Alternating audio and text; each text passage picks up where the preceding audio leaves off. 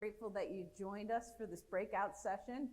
I'm Dr. Kathy Oropallo. I'm a leader coach with Student Education, and we're going to talk to you today about school and classroom improvement and about the PDSA cycles.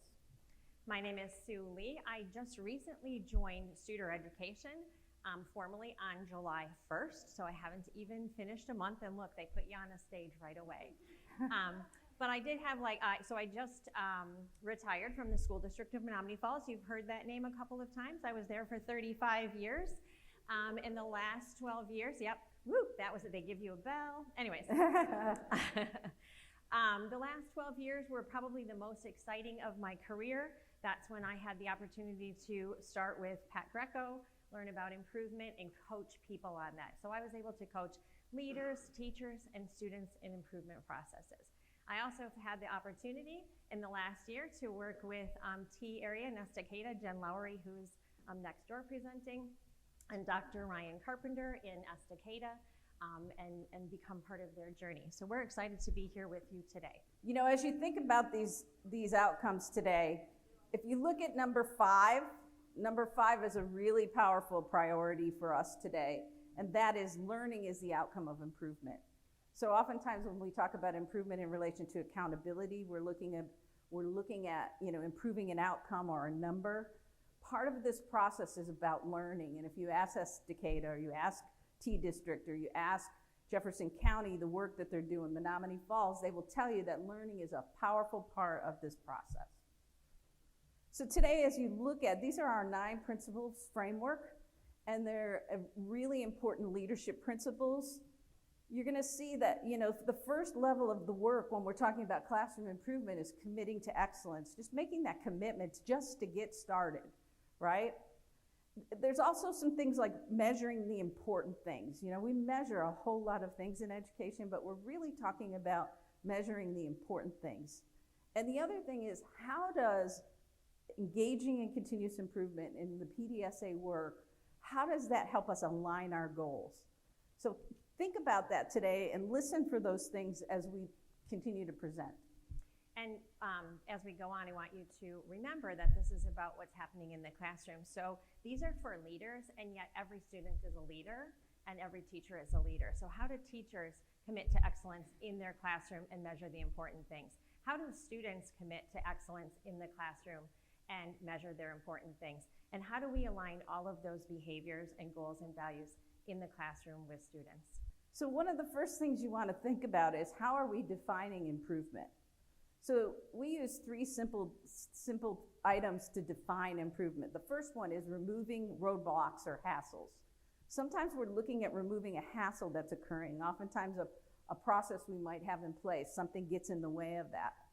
The other is solving problems as they arise. We know that we're in an ever-changing, rapid-changing environment, and things come up and we have to solve those problems. And the last one's probably the one that schools are most familiar with, and that's improving outcomes, because we often talk about that as we drive student achievement.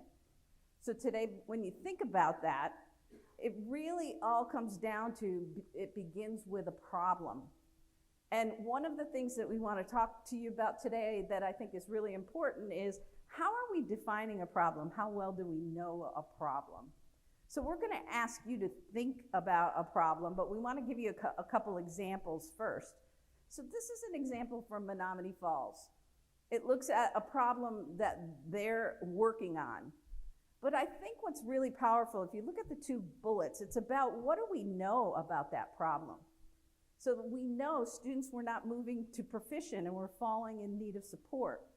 And we know that daily classroom instruction would need to target student learning needs to help students move forward. So as you're thinking about, there's a saying that Einstein has: if I have an hour to solve a problem, I'm going to spend 55 minutes understanding the problem and 5 minutes coming up with a solution. Can I just add on to this, Kathy? Of course. I want you to just reframe your brain for just a moment, because I'm sure many of you have problem statements, and we're going to ask you to write one in just a minute. But when I do this work, here's how I look at that problem statement. Why aren't 27% of the students who are close students meeting proficiency? So I'm taking that statement and I'm rephrasing it into a question so I can dig deeper into that. So we're going to ask you to take a minute to think about a problem that you're working on, or a problem that you are trying to solve, or something that you're trying to accomplish. We're going to give you a couple minutes to do that, and then we're going to ask you to do a follow-up activity with that. So this concept of identifying a problem and defining a problem and really going deeper and thinking about the problem is a really important first step in the work that you do. As Sue said, asking the question why are we having this problem, is a really good question to begin with, so that you can think about some of the causes. These questions also help you unpack a problem and really think about, what is that problem? So we're going to ask you to work at your tables and take your problem and go through these questions and see, what do you learn from using these questions about your problem? How will it help you better define the problem? So we're going to give you another 3 to 5 minutes to really think about the problem itself. So as you're thinking about unpacking your problem, really defining your problem, we're going to ask you to share out, how are these questions helping you think a little bit deeper to define the problem? What are some thoughts as you were working at your tables? Yeah, it really does narrow it down more, right? What else did these questions help you do when you were thinking about your problem? Yeah, it helps you begin to think about root cause. Why is this happening? And what could the barriers be? And then beginning to think about your next moves. How do you solve the problem? Anything else that you talked about at your table? That's right. Oftentimes when we're looking at a problem, we tend to do like a 30,000 feet level and say, this is a problem in our system or in our classroom. But thinking about really who is affected by that problem and how big that problem is important. Yes? Yes. So as we talk about systems that we build for problem solving, we talk about PLCs, for example, or grade level teams. We have existing processes that we can have these kind of conversations in. So one of the takeaways I think Jeff brought up as he's talking about having space to do this is, Ryan did a nice job this morning talking about we have to have systems, and Casey talking about systems, right? So what are those systems that can help us do this? And as we go through this, think about that today. And I'm going to hook on to what Jeff said too, and to what everyone said about who else can help you solve the problem that you wrote down on that piece of paper. So think about the people who also can help you solve that problem. Who would that be? And then my next question for you is, before we go on to the next slide, is what are the characteristics of people who are going to help you solve that problem? Jot down 2 or 3 or 4 on your paper. What would those people sound like and look like? So we think about evidence-based leadership. It's not research, and I'm saying that because in my 12 years of doing this work of helping people improve, leaders, teachers, students, families, my husband, if we're helping everybody improve, these would be the characteristics that I have found that kind of flow through people. I'm sure that there are others too, but the first one is that curiosity. And we all became educators because we wanted to help students learn. And being curious about how can we make that happen? What questions do we have about this problem and what's getting in the way of that? The second one is, how empowered do I feel to chip away at that problem? And who else could I empower? In my work, I actually say that to people. I want to empower you to take that action. What is the one action you could take, and try it? So we need people who are curious about what is getting in the way of that being successful, that student, that classroom, that school, that district. How empowered do people feel? And then persistent. Kathy and I have had many conversations about the word persistent and what it means to us, which goes to Ryan's joke about 2 people looking at something and in different lenses. And so when I say persistent, I don't mean, well, I've always done it this way, and so I know that this works, but rather persistent at looking back at the problem and saying, what is getting in the way of this being successful that I can do differently and get different results? And going back to that problem and back to that problem until I figure out if I should adapt, adopt, or abandon something. And the last one is a vulnerability. We ask our students this every single day. You were vulnerable when we said, okay, get out of that seat and come here, right? You're like, I don't really want to. But you have to move closer into the learning. And if we're going to solve problems in schools, We have to be in a space where we feel safe and vulnerable, and we can ask for help or say, I don't know, like my results are not working. What did you do that I should do too? So these 4 things, as you look at that, that problem, who else is going to help you solve it? How can we help those people with these 4 dispositions? I'm sure there's others. These are the ones that I found to chip away at that. We know that we have to change how we're doing things and we have to change our thinking, but really, I could change my thinking but not change my actions. How do we work differently so we get different results? And this is a quote by Dylan Williams, so raise your hand if you know who he is. Right, there's a vulnerable moment, right? Like you either do or you don't, and you're not sure how safe you feel by going, oh, I don't know who that is. So he wrote, Inside the Black Box, really talks about formative assessment and the difference between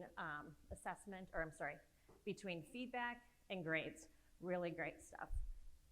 The whole point of that is, in this work, we want our students who are really, that's where we have to make our difference. If our schools are gonna get better, our kids need to know what is their next best move.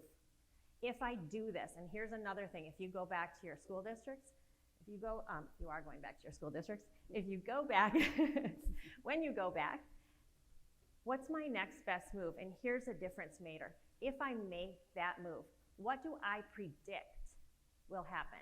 Because we make many, many decisions every day, but just pausing, as Kathy said, if I make this move, what do I predict will happen? Will it help me get there as a teacher or as a student?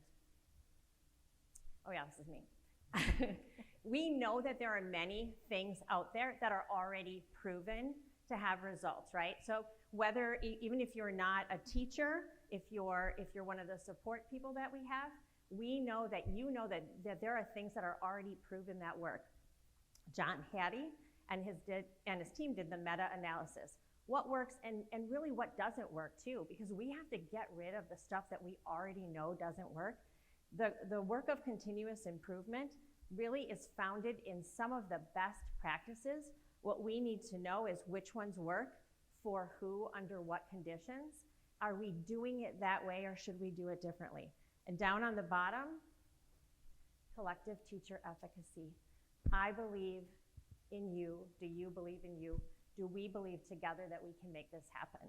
That is one of the most powerful things in accelerating learning. So as you think about collective efficacy and you think about problem solving, there are really 3 big questions we hope you'll be able to answer as you do continuous improvement work. The first one is, what specifically are you trying to accomplish? And as you saw, answering that question you can answer that very quickly, but understanding that answer is really important. So when you're talking about a problem, do you really know the problem? Have you spent time thinking about that problem? Another is, what change might we introduce and why? So as Sue said, are we aligning our next best move to best practices, what we know already works? Are we stopping doing things that are no longer working for us? Do we know who it works for and who it might not work for? And so thinking about, those changes and then making a prediction and then being able to do that. And then this is a powerful question. How will we know that change is an improvement? So as you think about solving the problem, even before we enter into any of the do and study part of the PDSA, this is all a really important piece to consider so that you can begin to think, well, if I do this, how will I know? What will I do to measure or to check to see if that change has really created an improvement? So as you work at your tables, what we'd like you to do is just talk about these 3 questions. Think about your problem and how do these 3 questions play a role in getting ready to do improvement? And also talk about which one of those 3 problems is the hardest for you right now today. Which one, if you were taking something from this that you could integrate into your work, which one is the hardest? Which one do you need to chip away at? Before we debrief this and talk a little bit about it, just curious, we can do just hands in the air with 1, 2, or 3, but think about teams answering these 3 questions. Which questions do you think your teams might have the biggest challenges in terms of answering these 3 questions? 1 would be the first question, 2 or 3. I see 3, I see 3, I see 3, I see 2. A lot of 3s, a lot of 2s. So tell me a little bit about that. So a lot of 2s, what changes might we introduce and why? Why do you think that might be a challenge for your teams? Those of you that had 2 in the air. Yes, okay. So that mindset, it's hard to get used to that mindset.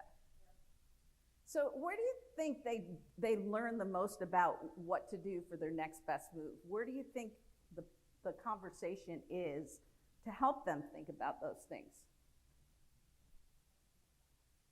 Yes, so defining root cause as you're thinking about the problem, right? So defining root cause would be one way that would help you align a strategy to that, right? Or an idea to that for a solution. Anything else that comes to mind? Yes. So when you're thinking about root cause, you're probably going to come up with several different ideas of what are the possible causes, right? And in doing that, you might develop some themes or categories that help you recognize we really need to zoom in here. I think the other thing is what Sue shared about Hattie, right? There are certain things we know about learning, just learning, that are high yield strategies. And there's some good research that teams can familiarize themselves with so that they're aligning a best practice with what they're trying to accomplish. So those of you that had 3 in the air, how will you know a change is actually an improvement? What are some of the challenges you think teams might have with that one?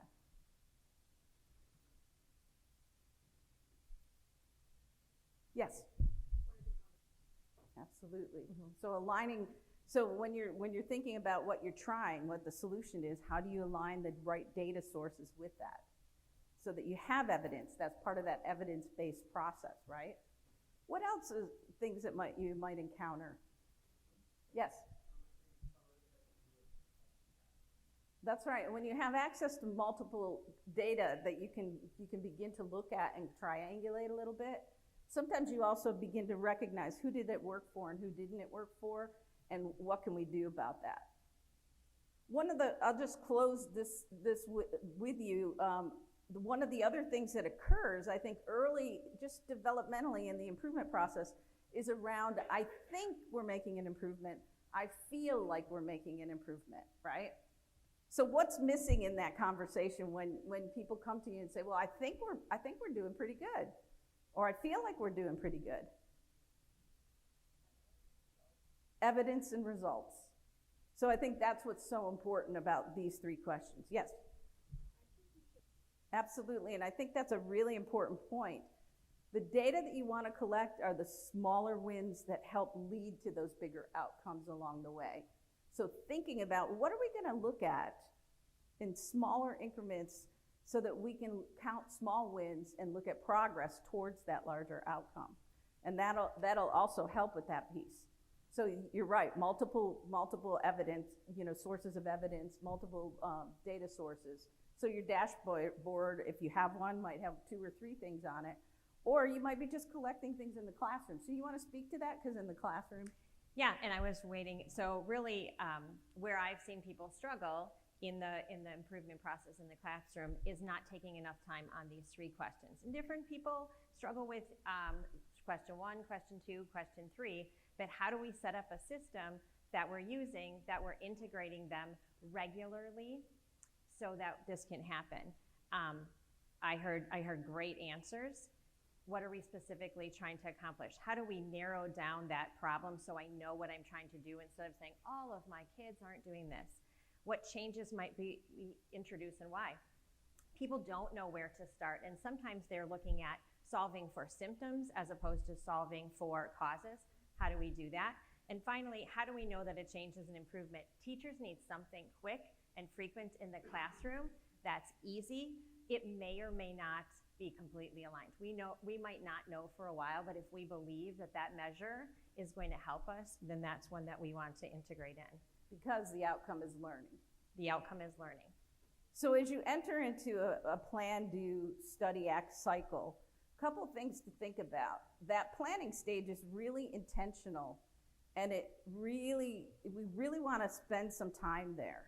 You know, we don't want to just say, well, we've got this problem, let's brainstorm solutions and jump right in. You can see we want to pause, really look at the problem, define the problem, look at some root cause, think about what do we have available to us that are best practices that might help us with our next move. Then when we get into the do part of the cycle, what we're doing is we're testing that idea. We predicted this would help make an improvement. How do we know that? Well, what measures, both formative measures and some leading measures that we pick out, how are they going to help us do that? Then this is where the biggest part of the learning takes place. Are we getting the result we wanted to get? How do we make an adjustment? So we call it the 3 A's when you're working with that do part for adjustment. Are we going to adapt something we tried? Because it's working kind of, but it's not working all the way. Are we going to adopt something because we found it worked with this set of kids? Or are we going to abandon and stop doing something because we're seeing no effect at all?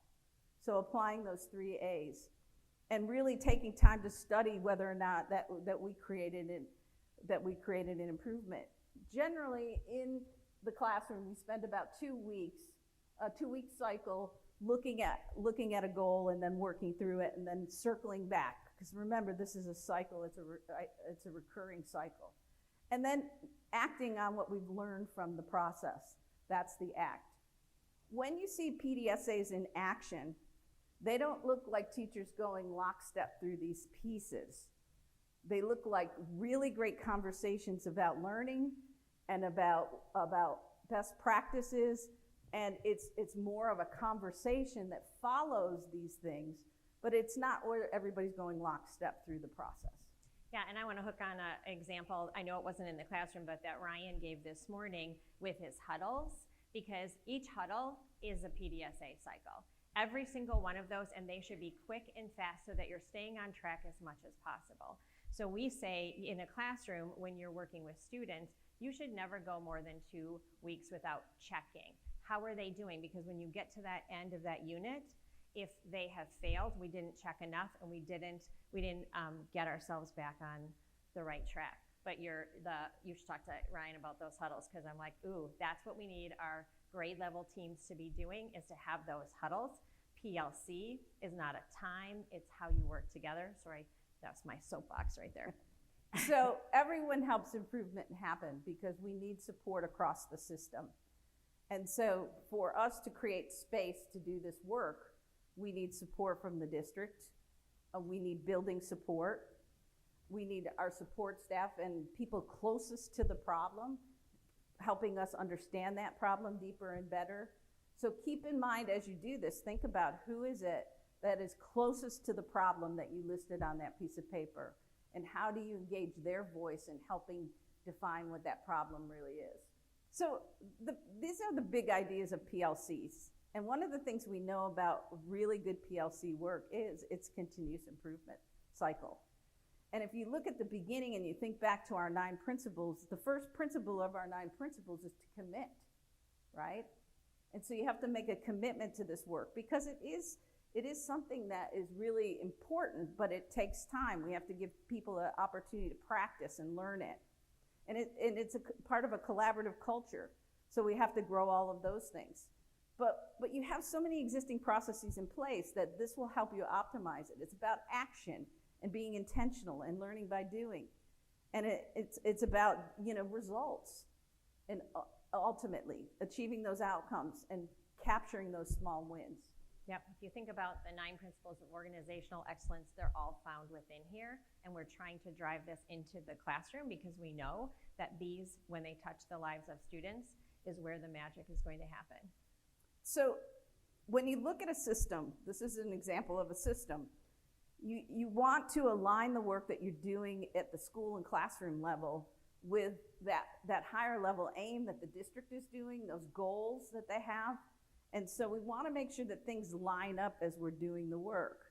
If a PLC goes off and does random acts of improvement, is that going to help strengthen your system?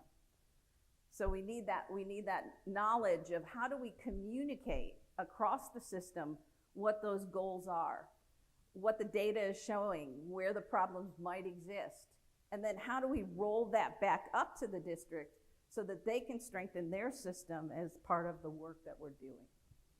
And more importantly, you'll hear me say this over and over again, that learning is the outcome of improvement. So we always say just start, just get started, and as you start, you're gonna learn. I think Sue and I often talk about this, that people get caught up in wanting to do PDSA and continuous improvement perfectly, and that sometimes gets in the way of just getting started. It is a little bit messy because it's about really testing ideas to see if they work, and it's about coming back together and saying, who did it work for? Did it work for everyone? And really cultivating this culture of curiosity. And I'm going to say again, because we're talking about improvement in the classroom, that curiosity is with our students.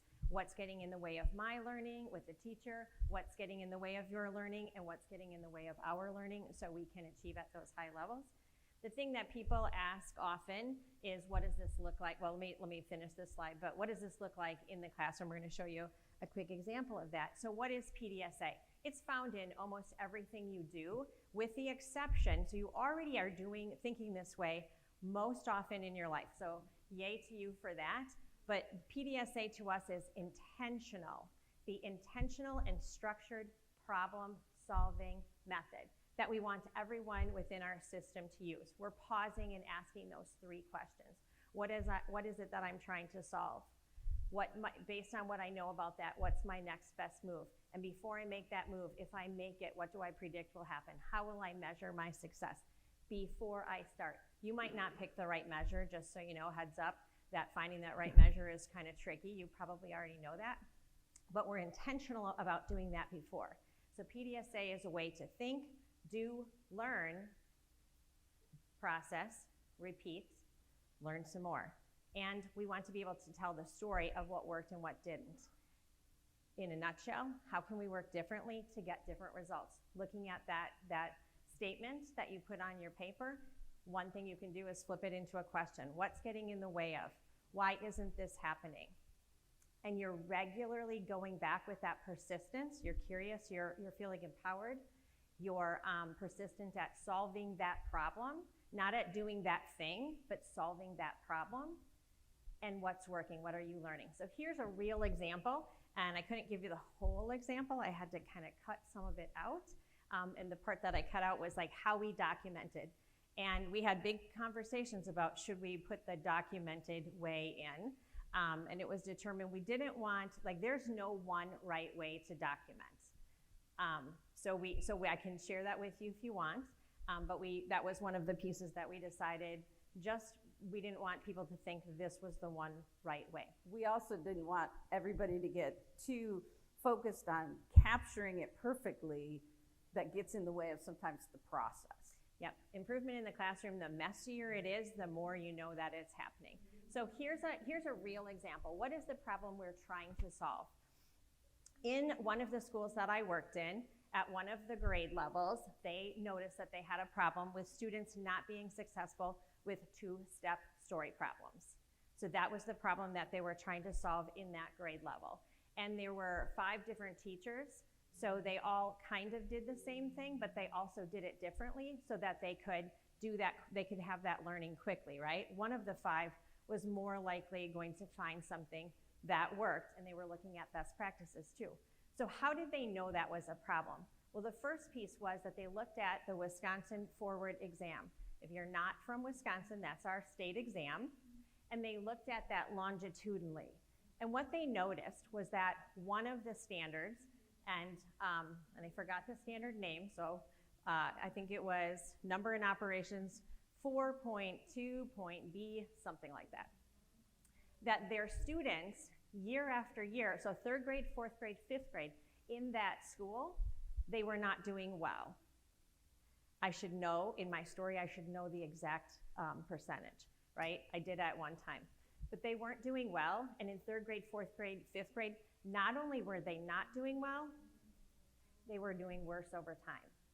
So 3rd grade, 4th grade, 5th grade, in that one standard, they weren't doing well, and they weren't getting better, right? So that was why should we solve this problem and what's causing this problem. They also could tell in their unit assessment data that this was a hiccup for students over time and in the daily work. Yep, this is where kids are getting stuck. So they had 3 different ways of looking at it, all 3 different data sources. The biggest one was, this is a big deal. Our kids need to know this. We need to chip away at this. What's our best next move after we determine if we're going to chip away at this? What should we try? If we try it, what do we predict will happen? So having that predictive thing before you start. So here's what they did. They decided that students needed extra practice daily in this because their hypothesis was that it wasn't ingrained enough in the resource that we were using. Kids weren't engaging with it enough, and we needed to give them that extra practice daily. So they decided to do that. Well, if we make this change, what do we predict will happen? So that's where their story started. So in this particular classroom that I followed and coached, the first time, week 1, she gave just an end of week exit slip. So 1 question, right? Not a big data source, 1 question on this. How did they do? 11 students answered correctly. Did extra practice help or not help? Right now, what are you thinking about that? What questions do you have in your head right now? What are you curious about with this data? Just think about the questions that you have. Did it work? Did it not work? Do we not yet know? I would have said we did not yet know. They said it worked. I don't know if it worked or not. I would say this is also their baseline data in that class at that time, right? They also hypothesized that there were some new concepts in what they were doing. So adopt, adapt, abandon. They said we're going to do it again. They're actually going to adapt it. We're going to continue with this daily practice, but we're going to make 2 changes. One was in the morning when kids came in, so it became part of their routine, right? We know routines matter. Kids were going to be expecting it. They knew what they were going to do. Would that make a difference? And they were going to use student names. Again, another high yield strategy that we know matters is that we're going to integrate it in. So kids came into the classroom thinking, is my name going to be in the problem today? That's what they were focused on. How will we know that there's an improvement? They're going to check at the end of the week. So this cycle of checking was once a week. Remember I said never go more than 2 weeks without checking in the classroom. So this cycle was once a week, exit slip, 1 question. If I make this change, what do I predict will happen? And they were predicting that this was going to make a change. So 2 weeks later, this is what their data looked like.